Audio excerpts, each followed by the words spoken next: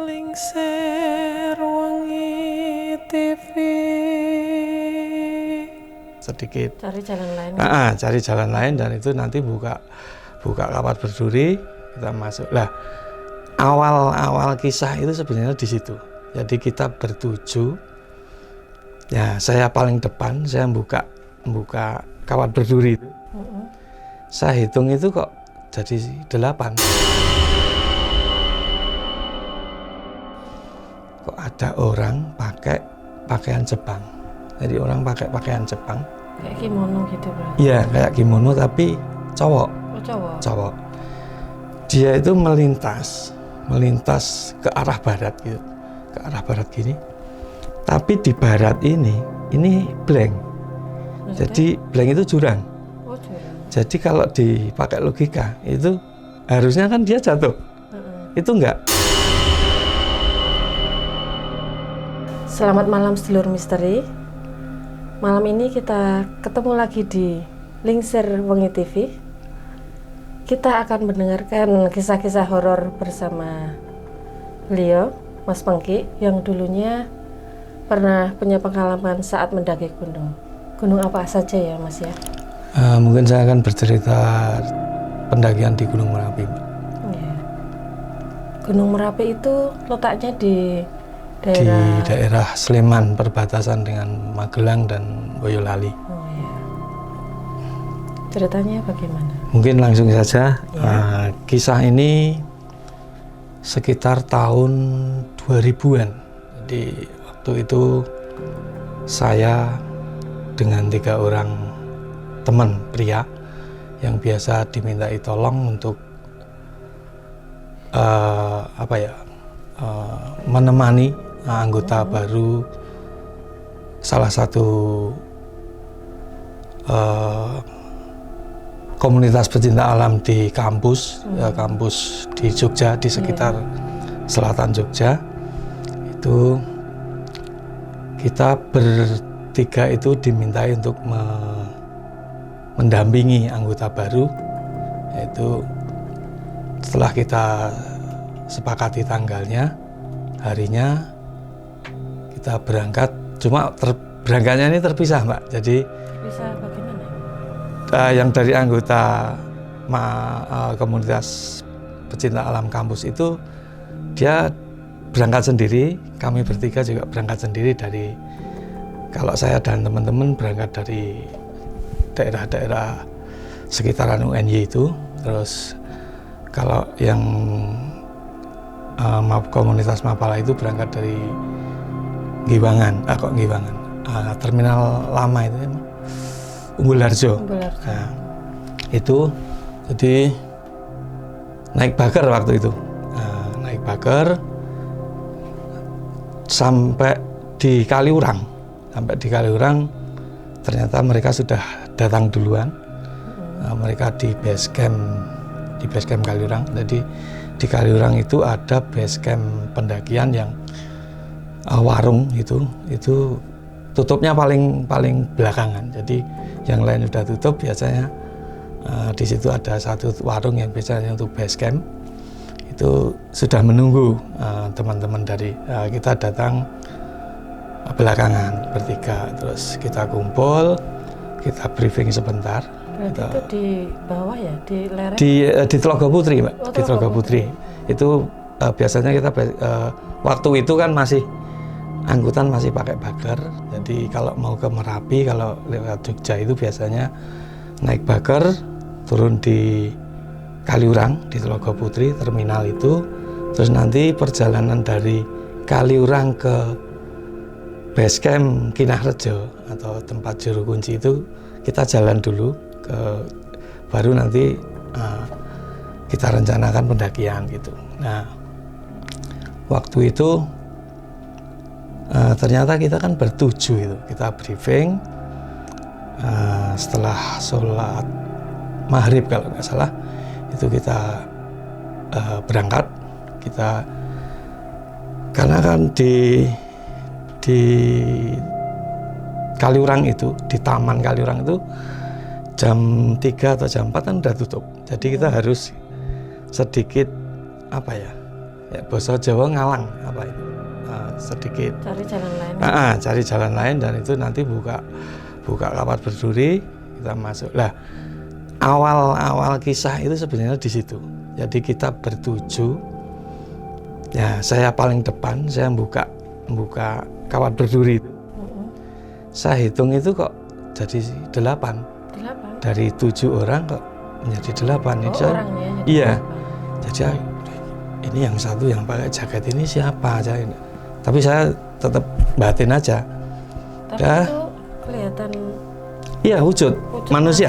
Iya, wujud manusia. Cuma kok ini 8 gitu.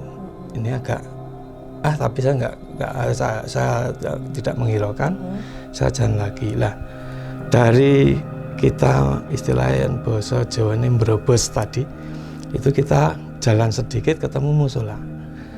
Nah, waktu itu kalau di pendakian dulu ada istilahnya dari jalur Telaga Putri ke Kinah itu kan ada payungan 1, payungan 2. Payungan itu maksudnya itu apa itu? Gazebo yang bentuknya payung itu. Nah, itu kan orang-orang pendaki biasanya nyebutnya payungan. Payungan 1, payungan 2, 3 sampai 4. Nah, di payungan 1 itu saya udah kok ada orang pakai pakaian Jepang. Jadi orang pakai pakaian Jepang. Kayak kimono gitu, berarti? Iya, kayak kimono tapi cowok. Oh, cowok. Dia itu melintas ke arah barat gitu. Ke arah barat gini. Tapi di barat ini blank. Maksudnya? Jadi blank itu jurang. Oh, jurang. Jadi kalau dipakai logika itu harusnya kan dia jatuh. Itu enggak lurus saja. Duh, kayak apa ya? Terus saya sempat agak maju, teman yang di depan saya ngerti sesuatu orang. Ternyata enggak, dia enggak ada apa. Malam-malam gini kok enggak ada orang. Tapi saya lihat gitu. Terus dari situ naik lagi ke payungan 2 itu enggak ada sesuatu sing terus sampai di payungan 4 itu persimpangan. Jadi kalau lurus itu ke Gardu Pandang, Kalurang, Gardu Pandang Plawangan.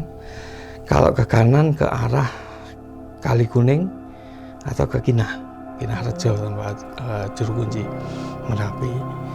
Nah, di situ itu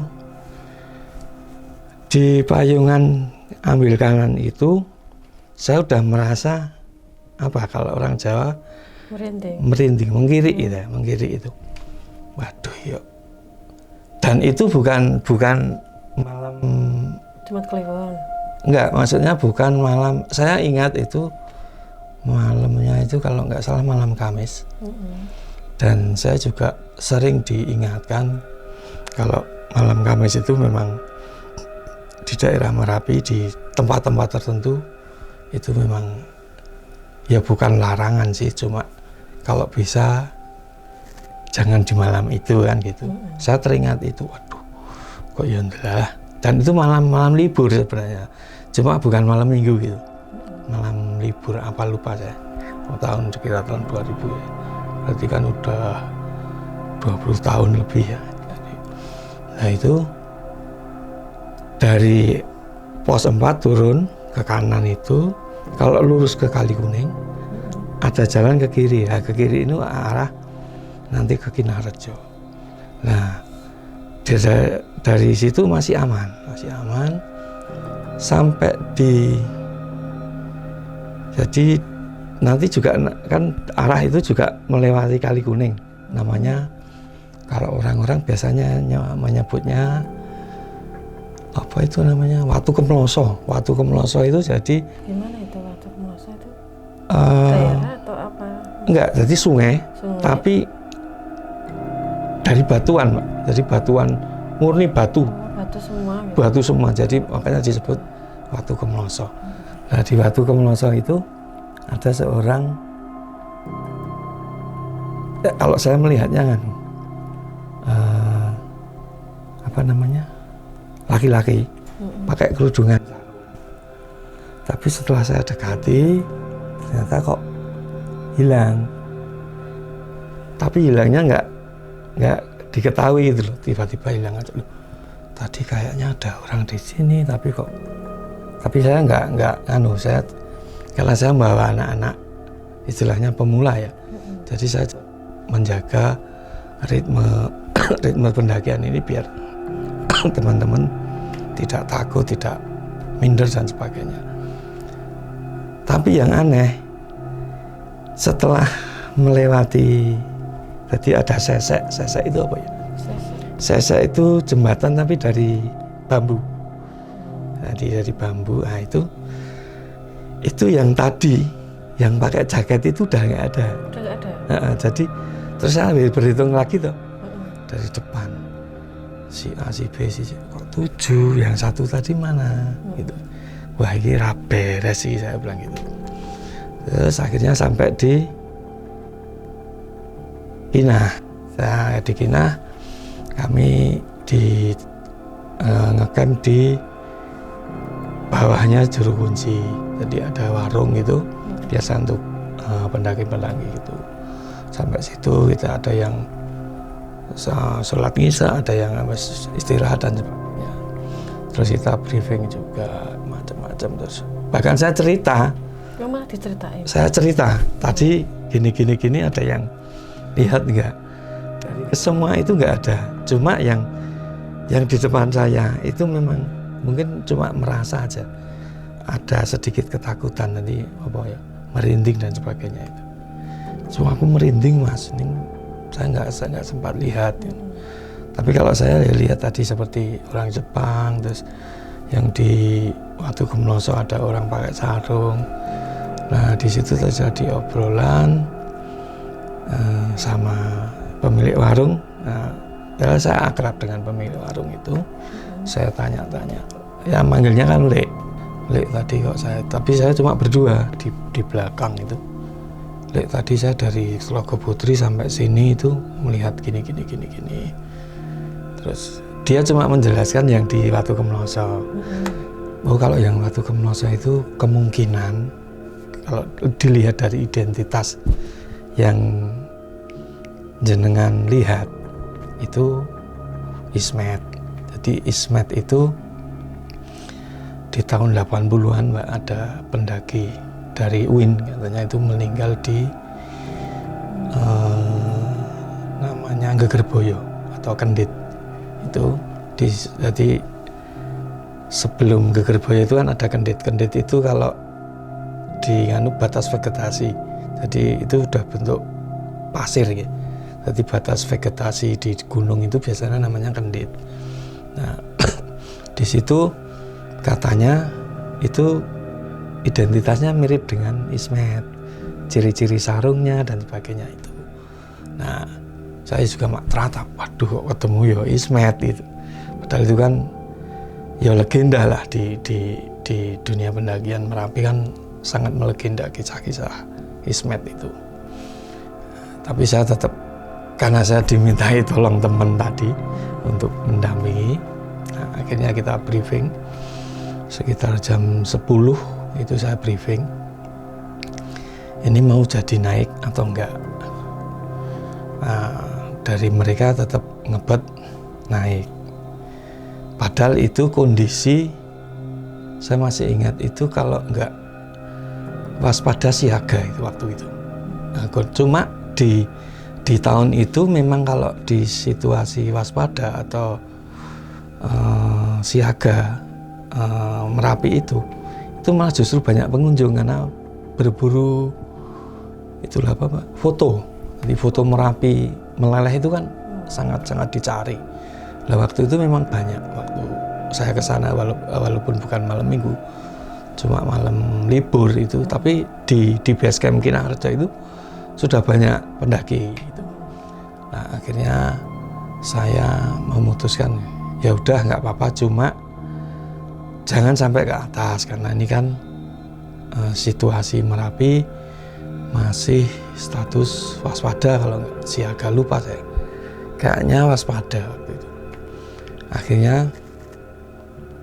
jam 1 kita jam 1 kita ke Kuncen. Ya, berarti tadi jam 10. Jam 10 kita masih packing masih. Oh, berarti belum nganu, kita masih ya? Jam 1 kita ke tempat Kuncen. Waktu itu saya ngobrol dengan Kuncennya, minta izin untuk naik. Nah, si juru kunci ini sudah weling sama saya. Sudah mengingatkan. Ini kamu pendaki terakhir karena udah jam 1. Nanti setelah ini, mungkin karena kedekatan saya ya, karena saya hampir dulu waktu itu hampir tiap minggu, malam minggu itu sering main ke sana. Lah, mungkin karena kedekatan dapat semacam privilege mungkin sama juru kunci, jadi saya diizinkan. Akhirnya saya, cuma dia pesan jangan terlalu naik. Dia pesan paling tinggi di pos 3, itu aja sebenarnya nggak aman. Alangkah baiknya di pos 2, kalau pos 2 itu namanya dulu pos Labuan. Jadi di pos Labuan itu kan ada tempat untuk labuan dari keraton. Jadi di situ ada rudal juga, dulu ada monumen rudal. Nah, biasanya di ngecamp di situ. Nah, akhirnya ya udah, dan weling atau pesan dari juru kunci itu, seandainya nanti ada orang, serasa ada orang mengikuti, jangan menengok ke belakang. Itu udah dipesan. Itu kenapa kalau menengok ke belakang? Nggak tahu, saya juga cuma, ya nggih mbah, saya bilang gitu. Akhirnya kita naik pelan-pelan. Nah, sampai di, kalau kita menyebut itu pos Munyuk. Pos Munyuk itu bukan pos pendakian. Kayaknya itu pos dari perhutani. Jadi ada bangunan tembok kecil, kayak pos satpam itulah, Mak. Kecil lah, itulah. Nah, dari situ naik sampai namanya Petit Opak. Petit Opak itu pertemuan. Petit itu kan ujung apa? Hulu atau hilir kalau yang paling nah itu Sungai Opak. Jadi ujungnya Sungai Opak itu, ya itu namanya Petit Opak. Itu pertemuan dari jalur pendakian dari Bebeng, Kaliadem sama dari Kinarejo. Itu ketemu di Petit Opak itu. Nah, dari pos tadi sampai ke Petit Opak itu serasa kok ada orang ngikuti. Sedangkan saya itu ya biasa, ketika pendaki muda ada orang cewek, biasanya ada cari muka, Mbak. Wah, pengen sok hero ya itu, Mbak. Akhirnya ya monggo lah, saya terus di belakang. Nah, yang ini cewek juga yang di belakang sama saya itu dari awal udah katanya udah merinding. Terus yang merinding si ceweknya. Merinding. Saya belum mau, manusia itu manusia. Pendaki yang tadi dari komunitas tadi. Nah, terus dia ngomong ke saya, "Mas, kok kayaknya ada yang ngikuti ya?" Ini. Ya saya saya juga cari muka ya, Mbak, karena ada cewek-cewek di situ kan. Yes. Banyak nih cewek-cewek. Ceweknya 4, cowoknya 3. Terus ketika jalan, "Mas, ada yang ngikuti?" "Enggak. Tadi kan itu perasaan aja.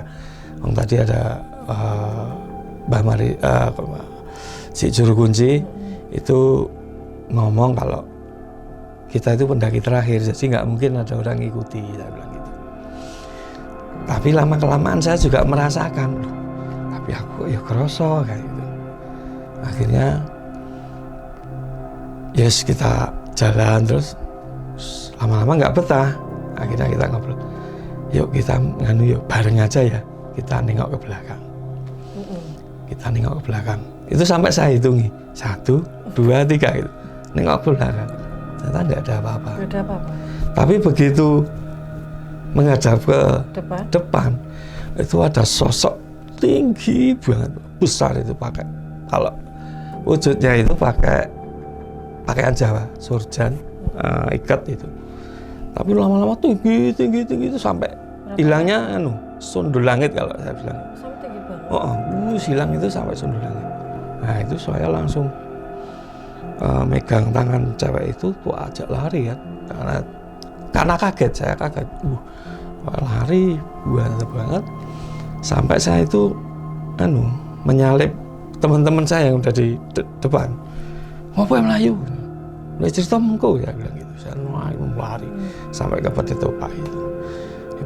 Di Bedek Topak saya berhenti sebentar, terus jalan lagi sampai di pos Limanganti, pos 1 dari arah Kinarejo, pendakian jalur Kinarejo. Itu pos 1 kan namanya pos Limanganti. Itu nama dari keraton mungkin ya. Itu jaraknya dekat-dekat atau? Enggak, kalau dari Bedek Topak ke Sri Manganti itu Berapa menit apa? kalau jalan ya sekitar enggak nyampe 1 jam, paling 30 menit lah. Nah di situ terus saya memutuskan, karena ini kan agak dari awal tadi di Trogo Budi dan sebagainya sudah nggak kondusif lah, secara gaib kan nggak kondusif ini. Terus saya memutuskan untuk tidak ngecamp di pos 2 tapi di pos Limanganti. Udah kita ngecamp di sini aja. Nah, ternyata tidak berakhir di situ. Jadi masih ada temen cewek yang dari komunitas itu pas di depan tenda gitu. Dia itu nuding apa ya? Nuding itu bahasa Indonesia. Nah, menunjuk. Mas itu apa ya, kok ada bangunan bagus banget. Katanya bangunan kayak keraton. Padahal kan itu gelap. Nggak ada. Cuma ya kalau di kejauhan kan cuma lampu-lampu kota kan yang kelihatan. Tapi itu kata-katanya jelas banget. Ada sebuah rumah yang megah, bahkan kayak keraton, ada emas-emasnya gitu. Wah ini udah nggak beres ini aku. Saya akhirnya udah saya tidur. Akhirnya saya suruh tidur mungkin jam berapa kita sambil ngopi, sambil bercanda, sambil dia ngerasani tadi perjalanan tadi. Akhirnya sampai pagi kita turun kita ngomong sama si juru kunci, Mbah tadi malam gini. Ya saya disyukurke, wah kowe dikandani wong tua ora nggugu. Tapi ya gimana lagi, rasa penasaran. Penasaran ya. Iya. Itu apa ya? Tapi memang setiap kali saya pendakian di Merapi, di area itu dari kandang Unyuk yang tadi saya sebutkan, pos perhutani sampai Bedek Topak, itu selalu kayak gitu. Selalu kalau saya merasakan ada langkah-langkah orang di belakang kita. Itu saya sering sekali merasakan itu. Keras banget, kayak pakai sepatu atau? Iya. Jadi langkah-langkah orang naik gunung itu, bluk, itu padahal ketika tengok itu nggak ada. Itu sering sekali saya di pengalaman di area itu teman-teman pendaki lain juga sering cerita seperti itu. Gitu. Jadi cuma mungkin tadi yang sosok yang tinggi besar itu karena mungkin saya melanggar pesan si Kuncen mungkin ya. Jadi muncullah sosok itu karena memang dari awal saya sudah dipeseni untuk tidak nengok dan sebagainya, tapi saya langgar mungkin ya konsekuensinya tiba-tiba mungkin kan gitu. Ditak-tak gitu. Nah itu yang dengar? Yang dengar? Kalau yang lihat saya dengan si cewek tadi yang di belakang itu lihat semua. Yang sosok tadi, terus saya lari tadi loh. Cuma 2 yang lihat atau yang kan? Yang depan enggak? Yang depan enggak lihat. Yang belakang 2? 2 saya dengan cewek itu. Itu lihat. Lihat yang semakin tinggi. Yang semakin tinggi itu, makanya terus tak lari terus sampai menyalip teman-teman itu. Nah, paginya ya cerita di Kuncen itu, di Juru Kunci. Ya sambil mesam-mesem itu. Makanya dikandani wong tua gitu digugu. Ya itulah.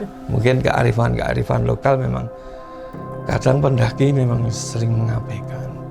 Ya itu mungkin ya gimana lagi, namanya pendaki yang masih muda itu kadang memang saking semangatnya kadang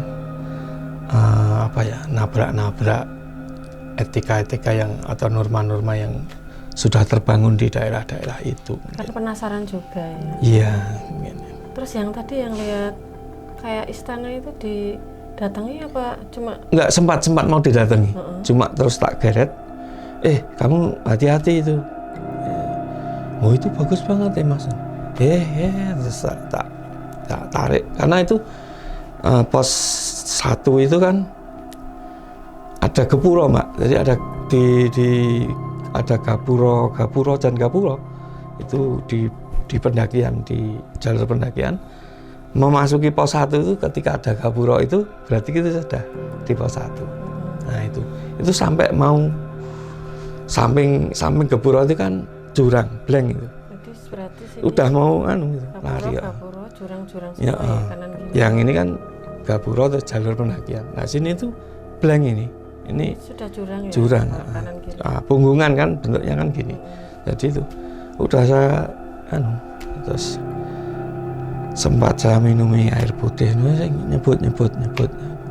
Berarti itu dalam keadaan kayak tidak sadar itu melihat itu ya. Kalau tidak sadar dia, cuma sadar. Dia bisa bercerita kan. Oh itu ada tapi wah ini udah nggak beres ini aku. Akhirnya saya itu. Itu cuma satu yang lihat. Yang waktu itu cuma satu, itu adalah orang itu. Orang Jogja apa? Bukan, orang mana? Pekanbaru. Nah, cewek Pekanbaru.